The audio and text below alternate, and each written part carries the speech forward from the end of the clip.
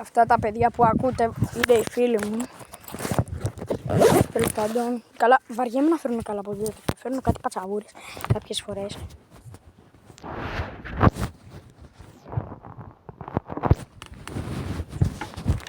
Άμα τους ακούσατε είναι οι φίλοι μου, τέλος πάντων. Εμείς πάμε από τον δρόμο γιατί δεν έχω αναρτήσεις και... Τέλος πάντων. Α, ναι, σας ξέχασα. Για παιδιά.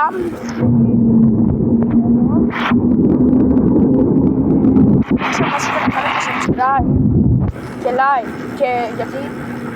Κοίτα, εγώ δεν παίξω να σας πω ότι δεν με... Απλά θέλω γιατί...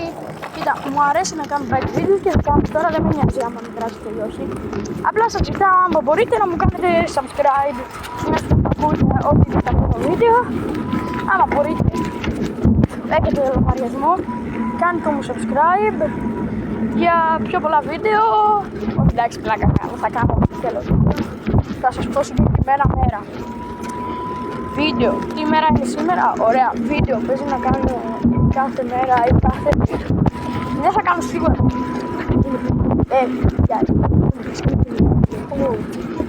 Έχω τα πάνω μου και λέω, τι γίνεται ρε, γι' αυτό το πάνω.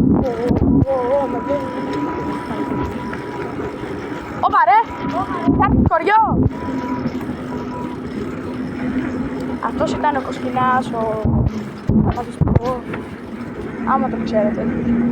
Τέλος πάντων. Στου Ρονάλντο is better. Όχι, εντάξει. Ό,τι θέλετε. Τέλος, θα συμμετέχουμε να κυνηγάει αυτός ο creepy man. Creepy man.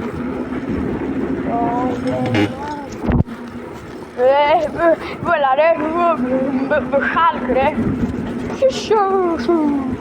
Αμάξι. Καλά.